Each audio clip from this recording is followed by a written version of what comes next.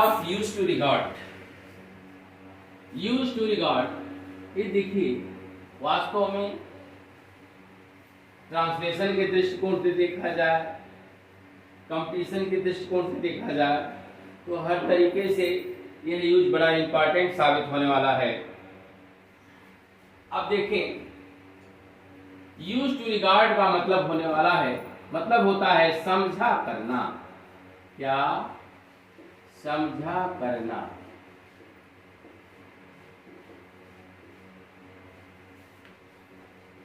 अगर समझा करना वाक्य में आता है तो इसको हम इस फार्मूले से बनाते हैं, subject plus use according to tense plus to plus regard plus object. अब देखिए वाक्य मैं उसको दुश्मन समझा करता हूं।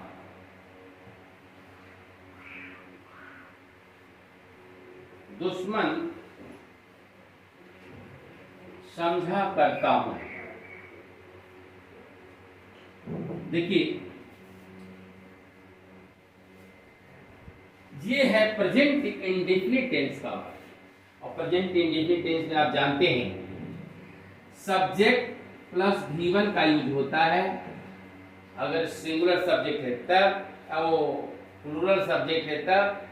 सिंगुलर होगा तो सिंगुलर में यस ऑब्लिक यस का प्रयोग करते हैं वर्ब में।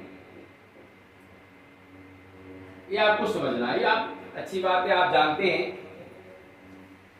यहां देखिए आई तो सिंगुलर सब्जेक्ट है। अब इसके साथ हम यूज लगाएंगे कि यूजेज लगाएंगे, ये सवाल उठता है भाई, सवाल उठता है। अगर सब्जेक्ट सिंगुलर है तो वर्ब भी सिंगुलर होगा। अगर सब्जेक्ट सिंगुलर है तो वर्ब भी सिंगुलर होगा। तो आई कौन सा सब्जेक्ट है, सिंगुलर है कि प्लूरल है, बताइए। सिंगुलर है कि प्लूरल है, बताइए माय डियर गाइस। यह सिंगुलर है, लेकिन इसके साथ जो वर्ब होता है वह प्लूरल लगता है, इसलिए यूज लगेगा। अब ऐसा क्यों? अब आपसे पूछे कोई कि सर सब्जेक्ट अगर सिंगुलर है तो वर्ब क्यों प्लूरल लगाएंगे? अब कोई पूछे तो क्या करेंगे? तो आपको कहना होगा कि यह एक्सेप्शनल सब्जेक्ट है, इसके साथ ये सामान्य रूल लागू नहीं होता है, तो ऐसे ही होता है। तो आई यूज, मैं देखिए आई यूज टू रिगार्ड तो आपको ज्यों का त्यों उतार देना है। आई यूज टू रिगार्ड, मैं समझा करता हूं किसको? हिम, उसको, उसको समझा करता हूं क्या? अब देखिए बच्चों थोड़ा सा यहां छूट गया, object plus S plus noun plus other word, यही मेन पॉइंट है आपको जो मैं बताने जा रहा हूं। कंपटीशन आप दूर से रिगार्ड अपने साथ क्या लेता है? एज, क्या समझा करता हूं? दुश्मन, एज हो, एज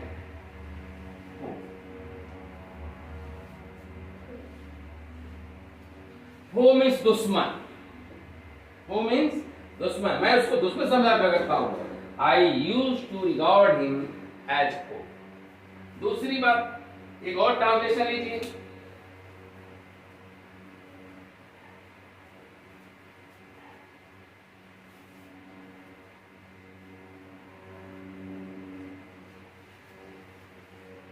यहां नाउन एडजेक्टिव भी हो सकता है, फार्मूला को ठीक कर लें तो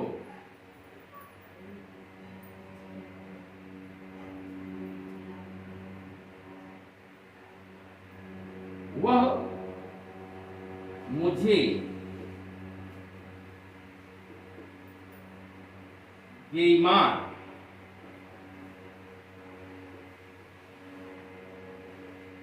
समझा करता है। आइए बच्चों, तो ही, अब देखिए ही सिंगुलर है तो यूज होगा कि यूजेज होगा? बच्चों अगर सब्जेक्ट सिंगुलर है तो वर्ब भी सिंगुलर होगा, तो वर्ब भी क्या होगा? सिंगुलर होगा। ही यूजेज प्रेजेंट इंडेफिनिट की यही मुख्य विशेषता है। अगर सब्जेक्ट सिंगुलर है तो वर्ब भी सिंगुलर होगा। केवल आई के साथ ऐसा एक्सेप्शन है, अपवाद है। बाकी नियम में आपको अगर सब्जेक्ट सिंगुलर है तो वर्ब भी सिंगुलर होगा। तो ही यूजेस किसको? ही यूजेस टू रिगार्ड को आपको जो का तो लिख देना है। He uses to regard, he uses to regard किसको? मी, मुझको क्या समझा करती है? एज, देखिए एज यही मेन पॉइंट है। रिगार्ड अपने साथ एज लेता है। एज बेईमान, डिसऑनेस्ट, डिसऑनेस्ट, डिसऑनेस्ट। ठीक है। अब देखिए अगर हम इसी को पास्ट में दौड़ा दें, अगर इसी को हम पास्ट में दौड़ा दें तो केवल यहां आप यूज की जगह क्या यूज करेंगे? यूज्ड कर देंगे। यूज की जगह यूज्ड कर देंगे पास्ट इंडेफिनिट में। मैं उसको दुश्मन समझा करता था, तो चलिए इसी जगह हम, आप जरा नोट कर लीजिए, थोड़ा समय दे रहे हैं। सबसे पहली बात, जब भी मैं लिखूं पढ़ाऊं, आप कापी पेन लेकर बैठें और नोट करें। जब तक लिखेंगे नहीं तब तक आप समझेंगे। देखिए चलिए बार बार वीडियो को आप रिपीट करके आप लिख लीजिएगा। थोड़ा समय बढ़ेगा इसलिए मैं इसको इरेज कर दे रहा हूं। देखिए समझा करता था और यहां बस केवल मैं बदल रहा हूं। अब देखिए बहुत कोई खास चेंजिंग नहीं आएगी। पास्ट इंडेफिनिट में मैं उसको दुश्मन समझा करता था। Any problem? वह मुझे बेईमान समझा करता था। आपको सारा कुछ सेम रहेगा, केवल आपको चेंज कर देना है। यहां यूज की जगह यूज्ड कर दीजिए, इसमें भी यूजेस की जगह यूज्ड कर दीजिए। Any problem? अब जरा हम चलते हैं, थोड़ा सा इसको आगे बढ़ाते हैं।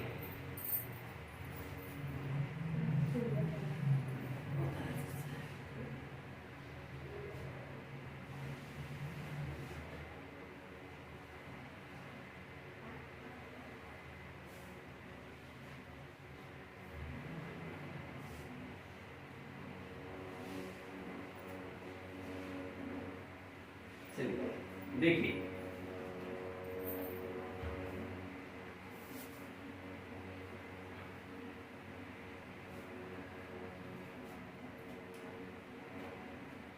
हाँ बच्चों, अब थोड़ा मैं इस फार्मूले को आगे बढ़ाना चाहता हूं। देखिए इसकी जरूरत कैसे पड़ी। अब एक सेंटेंस मैं और देता हूं। मैं उसको एक गीत आई थी, बहुत पहले की बात है, फिर मुझे याद नहीं है वो गीत है। बच्चों ने बहुत पहले पूछा था, 10-12 साल पहले की बात बता रहा हूं। उसमें पूछा था बच्चों ने एक लाइन गीत की, चोर समझी थी मैं, थानेदार निकला। थानेदार निकला। या क्या समझती थी, दिलदार निकला, ये तमाम तरह की बातें उस गीत में हैं। तो ये लाइन बच्चों ने हमसे पूछा था, प्रेशर के तौर पर हमने कहा भाई गीत साधारण वे में आप ट्रांसलेट कर दीजिए, आप उसको बता दीजिए, कोई दिक्कत नहीं है। किसी भी गीत को आप आसानी से ट्रांसलेट कर सकते हैं, बशर्ते आपको मालूम होना चाहिए। तो उस गीत को आप अपने अनुसार एक सामान्य सेंटेंस में अपने अंदर बना लीजिए। अब आप इसको यूं न समझ करके, अब देखिए यहां पे आइए आप, इससे एक हम सेंटेंस बनाएं सब्जेक्ट एग्रीमेंट के हिसाब से। तो कौन, मैं क्या, मैं उसको, देखिएगा, मैं उसको चोर समझा करती थी, चोर समझा करती थी। Any problem? अब आप देखिए एकदम आसानी से पास्ट इंडेफिनिट में आपको बन जाएगा। बोलिए, आप खुद बना लेंगे। आई और क्या होगा, used to regard. Used to regard तो आपको ज्यों का त्यों लिख लेना है, इसमें आपको कोई अंतर नहीं। मैं समझा करती थी, आई यूज्ड टू रिगार्ड, क्या, किस, देखिए उसको हिम, मैं उसको समझा करती थी। क्या समझा करती थी, एज, देखिए आप आ गया, एज क्या, ऑथिक, क्या, ऑथिक।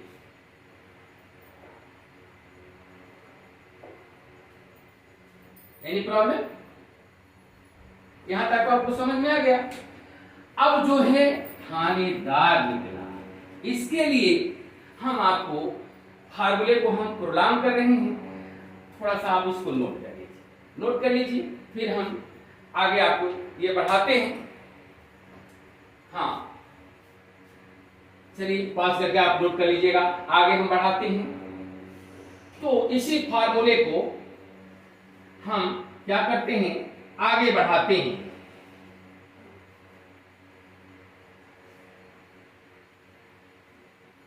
इसके बाद ये सेम ज्यों का त्यों रहेगा, और यहां आप आइए प्लस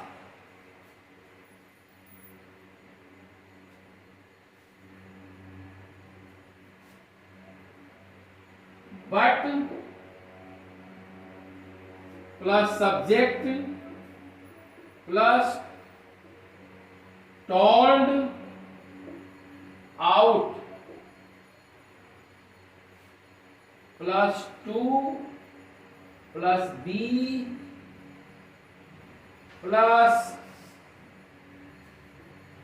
नाउन और एडजेक्टिव। ये आपको आगे बढ़ा देना है, कोई बात नहीं। आप इसको इत्मीनान से 2-3 बार इसको लिखें, समझें, आपको बिल्कुल समझ में आ जाएगा। अब इस वाक्य को मैं उधर बढ़ाता हूं। तो थानेदार निकला, तो मैं उसको चोर समझा करती थी, पर वह थानेदार निकला। इसको इस गीत को आप अपने भाषा में क्या करें, इसको निकाल लें। पर वह थानेदार निकला। अब क्या करना है भाई, गीत की, कविता की एक अपनी कंडीशन होती है, राइमिंग स्कीम होती है, और आप जानते हैं बहुत सारी शर्तें होती हैं जो कविता में पूरी करनी होती है। अब इसमें तो कोई ऐसी बात है नहीं, प्रोज में कोई बात नहीं, प्रोज में आप वाक्य को इधर उधर आप लिख सकते हैं, लेकिन उसमें कितने शब्द ऊपर होना चाहिए, कितने नीचे होने चाहिए, कितना होना चाहिए, कि अब उसकी राइमिंग स्कीम के अनुसार कवि लिखता है, क्योंकि उसको तो रिदम में करना है, लय देना है। लेकिन जब ट्रांसलेशन करेंगे तो आपको अपने अनुसार करेंगे बना करके। तो आपको सब्जेक्ट अलग से देना ही पड़ेगा। तो मैं उसको चोर समझा करती थी पर वह थानेदार निकला। आइए, तो यहां तक तो आप बना लिए थे, यहां तक तो सेंटेंस आप बना लिए हैं कि I used to regard him as a thick. अब यहां से आगे बढ़ा दीजिए, बट से करिए, बट उसके बाद वह की अंग्रेजी क्या होगी? ही। क्या? ही। और ही के बाद ए देखिए पास्ट में है, टर्न्ड आउट, टर्न्ड आउट, निकला। क्या निकला? अब आप वर्ब दीजिए, टू इंफिनिटिव से, टू बी,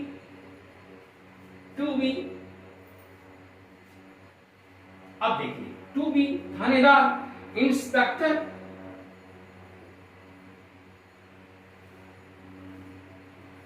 अब बी क्यों लगाएंगे?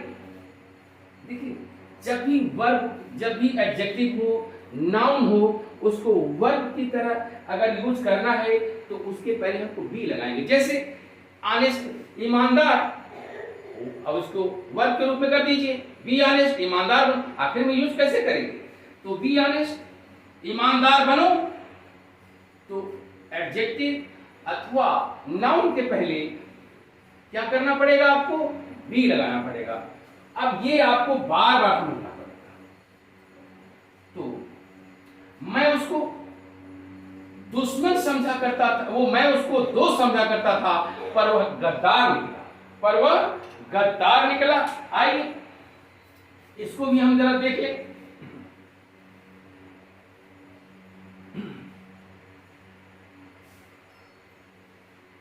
एक सेंटेंस और, मैं उसको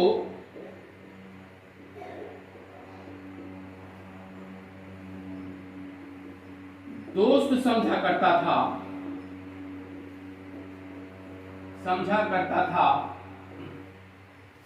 पर वह गद्दार निकला। बच्चों जरा ध्यान दीजिए, फिर वही बात, इसको आप जो कहते बना लीजिए। I used to regard, past indefinite में यूज्ड टू रिगार्ड आपको जो का क्यों लिखना है? हिम